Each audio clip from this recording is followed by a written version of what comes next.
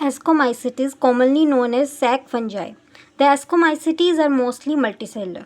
अब ascomycetes mostly क्या होती है, मल्टी सेलुलर. अब यहाँ पर देखो मोस्टली बोला क्यों, क्योंकि इसमें एक एग्जाम्पल आता है यीस्ट का जो कि क्या यूनिसेलुलर. तो इसमें सारी यूनिसेलुलर नहीं होती, एक मल्टी सेलुलर भी है जिसे हम पेनिसिलिन और rarely unicellular.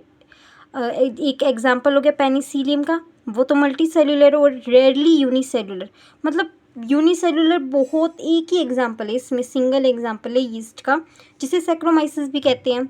They are saprophytic, decomposers, parasitic और कोप्रोफिलस. मैंने बताया था सेप्रोफिटिक क्या होता है, जो डेड और डिकेइंग मैटर्स पर ग्रो करते हैं. डिकम्पोजर्स जो ऑर्गेनिक मैटर्स को इनऑर्गेनिक मैटर्स में कन्वर्ट कर देते हैं, फिर उन्हें अब्जॉर्व कर लेते हैं. ये पूरी प्रोसेस होती है. वो क्या करते हैं डिकम्पोजर्स, पहले जो कॉम्प्लेक्स ऑर्गेनिक मैटर होएगा उसे सिंपल इनऑर्गेनिक मैटर में कन्वर्ट कर देंगे और फिर उसे एब्जॉर्व करेंगे.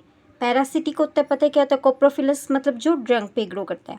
माइसीलियम इज, अब आगे का वर्ड क्या होगा पता ही होगा, सेप्टेट एंड ब्रांच्ड, क्योंकि सिर्फ फाइकोमाइसिटीज में माइसीलियम ई सेप्टेट और अनब्रांच्ड थी. इसमें ये सेक्शुअल स्पोर्स कोनिडिया होता है, मैंने बताया था आपको, प्रोड्यूस्ड एंडोजिनसली.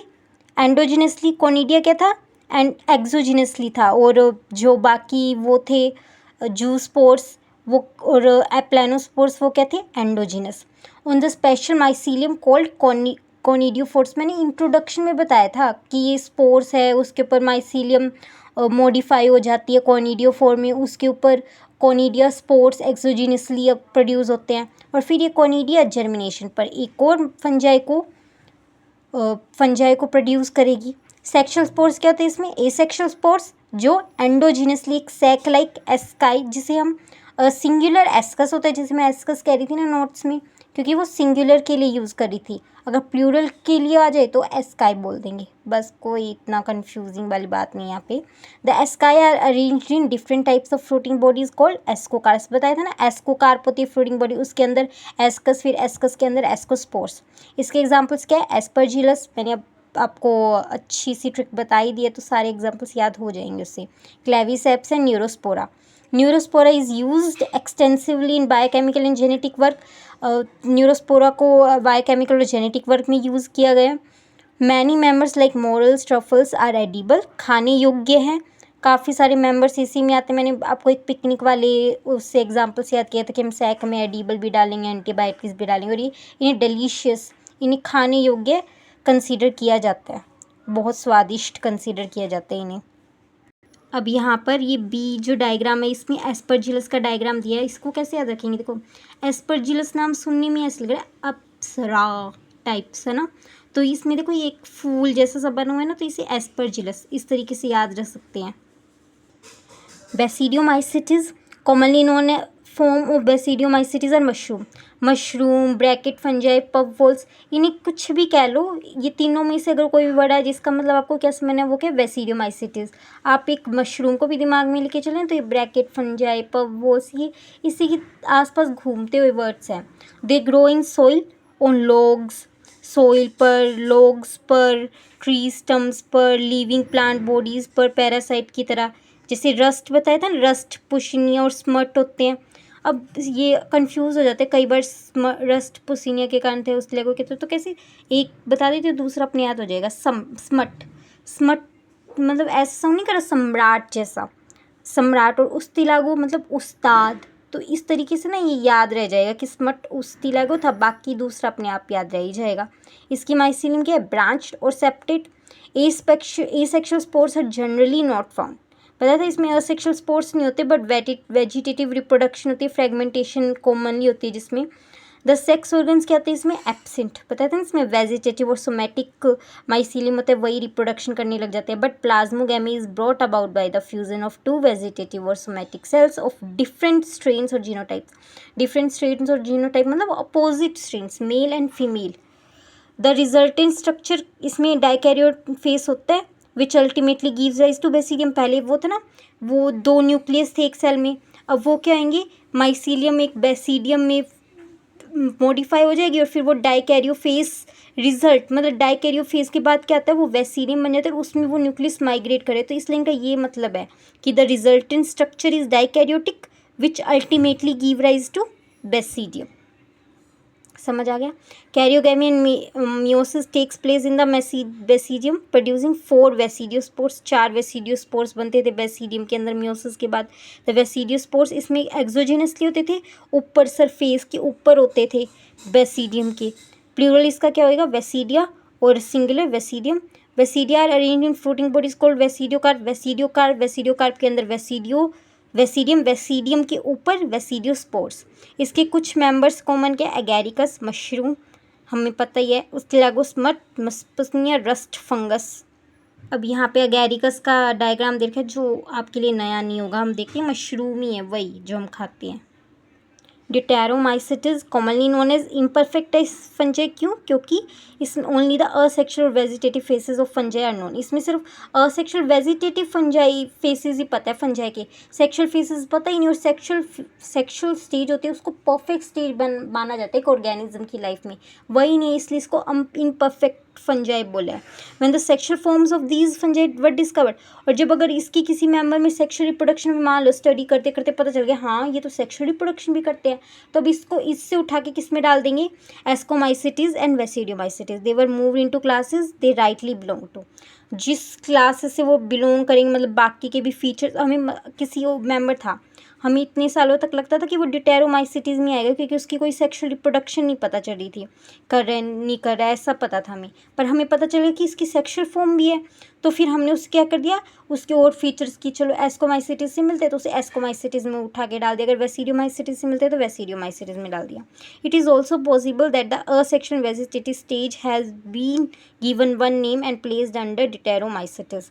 अब इसमें असेक्सुअल वेजिटेटिव स्टेज को एक ही नाम दे दिया, एक ही, and the sexual stage another are placed under another class. और जो अगर सेक्सुअल स्टेज इसमें पाई गई तो उसे दूसरी क्लास में भेज दिया, इस इधर से निकाल कर, वही लाइन है बस, कुछ अलग नहीं है।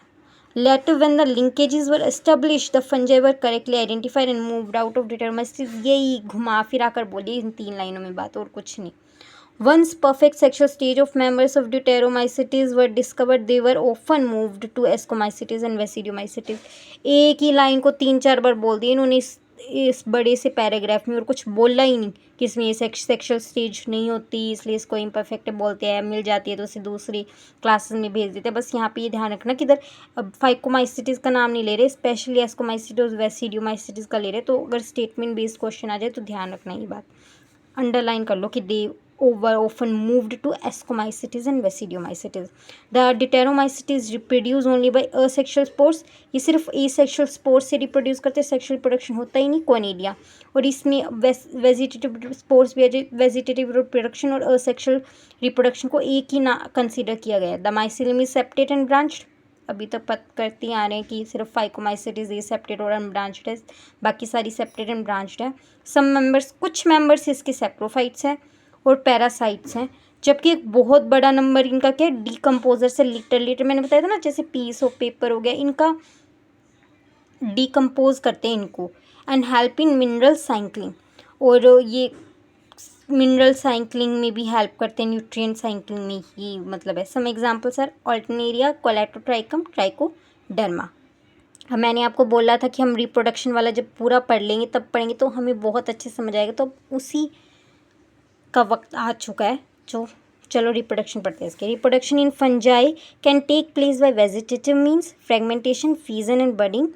Asexual reproduction is by spores. Asexual reproduction spores के कारण होता है, कौन कौन से होते हैं वो, जूस्पोर्स, प्लानोस्पोर्स या फिर स्पोरेंजियोस्पोर्स कह लो, और कोनिडिया, वही कोनिडिया, स्पोरेंजियोस्पोर्स, जूस्पोर्स। और सेक्सुअल रिप्रोडक्शन किसके द्वारा होता है, oospores।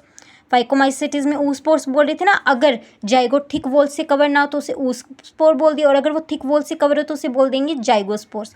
एस्कोस्पोर्स, एस्कोमाइसिटीज में, वेसिडियोस्पोर्स, वेसिडियोमाइसिटीज में। डिटेरोमाइसिटीज में सेक्सुअल रिप्रोडक्शन होती ही नहीं। The various spores are produce in distinct structure called fruiting bodies. तथा फ्रूटिंग बॉडीज के अंदर वो एस्कस होता है, फिर एस्कस के अंदर एस्कोस्पोर्स होता है। द सेक्सुअल, इसमें 3 स्टेप्स आते हैं। पहला, fusion of protoplasm between 2 motile and non motile gametes called plasmogamy. अब मैंने बताया ना फर्स्ट फाइकोमाइसिटीज में था कि एनाइसोगेमस भी हो सकता है, आइसोगेमस, तो इस तरीके से बोले कि दो मोटाइल या फिर नॉन मोटाइल गैमीट कुछ भी हो सकता है, उसके बीच में प्रोटोप्लाज्म का फ्यूजन हो तो उसे क्या बोलते हैं, plasmogamy. Fusion of two nuclei are called karyogamy. उसके बाद न्यूक्लियस का फ्यूजन होता है दो न्यूक्लियस का, उसे बोलते हैं कैरियोगेमी। फिर उसके बाद क्या होता है, मियोसिस होता है जाइगोट में, जो लास्ट में क्या आते हैं, 4 हैप्लॉइड स्पोर्स मिलते हैं। When a fungus reproduce sexually 2 haploid, जब एक फंगस सेक्शुअली रिप्रोड्यूस करते तो क्या है, देखो वही प्रोसेस आ रही है। अब पूरा मेन जिस्ट होएगा वो यहाँ पर बताएंगे इसका, ठीक है। 2 हैप्लॉइड हाइफाई एनेम्प्लॉइडी होती है जो कंपैटिबल है, मतलब अब वो तैयार हो चुकी है मैटिंग के लिए। कम टुगेदर एंड फ्यूज़ हो जाएगी। पहले प्रोटोप्लाज्म का फ्यूजन होएगा जैसे प्लाज्मोगेमी होएगा। अब कुछ फंजाई में, वो कुछ फंजाई क्या है, कुछ fungi the fusion of 2 haploid cells immediately results in the diploid cells. 2 fusion cells, वो कुछ फंजाई क्या, फाइकोमाइसिटीज है वो कुछ फंजाई जिसमें ना 2 haploid cells immediately result fuse हो जाते हैं, 2 एन प्रोड्यूस होता है, कोई डाइकैरियन फेज कोई कुछ नहीं होता। पर हाउएवर इन अदर फंजाई जो कि क्या, ascomycetes and basidiomycetes and intervening stage, एक बीच में रोड़ा हो जाता है ना, रोड़ा अट जाता है कहते हैं, वो आ जाती है डाइकैरियोटिक स्टेज जिसमें N+N 2 न्यूक्लियस एक सेल में कुछ टाइम के लिए प्रेजेंट होता है, एकदम से फ्यूज़ नहीं करते। सच्चा कंडीशन, उस कंडीशन को डाइकैरियन बोलते हैं। अगर फेस बोले तो उसे क्या बोलते हैं, डाइकैरियो फेस ऑफ फंगस।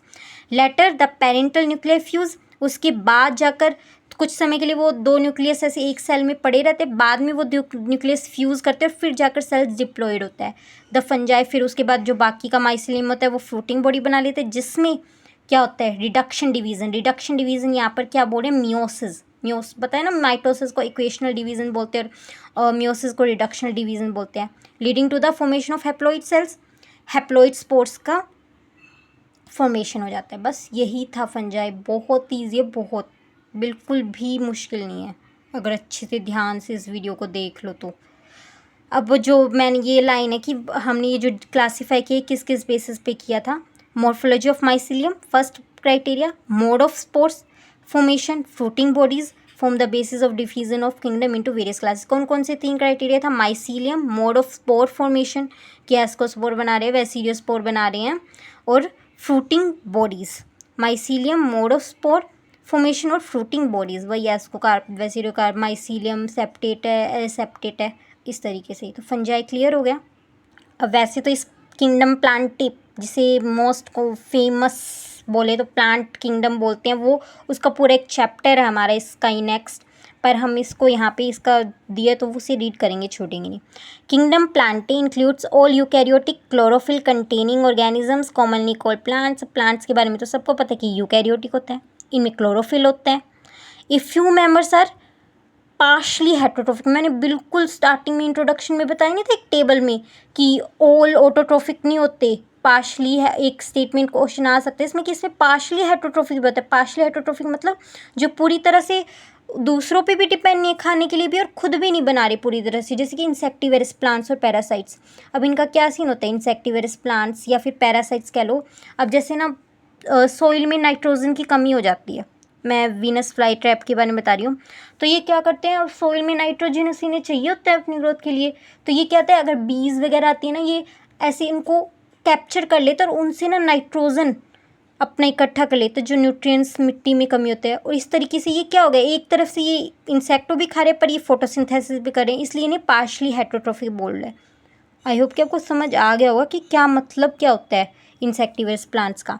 तो यहाँ पर 2 एग्जाम्पल दिए हैं, ब्लैडरवर्ट और वीनस फ्लाई ट्रैप। याद रखना, ब्लैडरवर्ट और Venus flytrap are examples of insectivorous plants and cuscuta is a parasite. और कैस्क्यूटा एक पैरासाइट, मतलब ना कई बार देखो पेड़ पे ना एक बहुत ऐसे ना येलो कलर का वो झाल सा लग जाता है, उसे कैस्क्यूटा कहते हैं, उसे कहते हैं प्लांट्स पे पैरासाइट लग जाना, ठीक है। तो यहाँ पे इनके एग्जाम्पल्स को अच्छे से याद रखना। अगर मैं थोड़ा सा आइडिया भी दूँ, जैसे अब इंसेक्टिवेरस प्लांट, अब ये इंसेक्टिवेरस प्लांट्स है, इंसेक्टिवेरस मतलब कि इंसेक्ट से रिलेटेड, तो ब्लड, एनिमल से रिलेटेड तो ब्लैडर, लीवर ऐसे साउंड करते हैं ना, ब्लड, तो इसलिए ध्यान रखना कि एक इंसेक्टिवेरस प्लांट के बारे में। वीनस फ्लाई ट्रैप, फ्लाई मतलब बीज को ट्रैप कर लिया, मक्खियों को ट्रैप कर लिया, तो इस तरीके से इंसेक्टिवेरस। कस्केटा मतलब कस बोलते हैं ना, कद्दू कस ऐसा कुछ बोलते हैं, तो वो पैरासाइट है प्लांट पे, तो इस तरीके से याद रख लेना, थोड़ा ध्यान रख लेना, क्योंकि मेरा एक स्टेटमेंट गलत हो गया था। मैंने ना कैस्केटा को इंसेक्टिवरस प्लांट बोल दिया था, ब्लैडरवर्ट को पैरासाइट बोल दिया था, तो ये ध्यान रखना। The plant cells have an eukaryotic structure. Plant cells में यूकैरियोटिक स्ट्रक्चर होता है वही यूकैरियोटिक सेल, और प्रोकैरियोट में क्या होता है, एक प्रोमिनेंट क्लोरोप्लास्ट होता है यूकैरियोटिक सेल में, जबकि प्रोकैरियोट में तो कोई मेम्ब्रेन बाउंड ऑर्गेनेल या फिर कोई स्पष्ट, प्रोमिनेंट का मतलब स्पष्ट दिखाई दे रहा है, ऐसा तो कोई ऑर्गेनेल ही नहीं होता। इसमें यूकैरियोटिक स्ट्रक्चर, तो इसमें एक प्रोमिनेंट क्लोरोप्लास्ट होता है। सेल वॉल मेनली किसकी बनी होती है, सेल्यूलोज की। You will study eukaryotic cell structure. हम cell the unit of life की बात करें चैप्टर 8, उसमें यूकैरियोटिक सेल का स्ट्रक्चर पढ़ेंगी।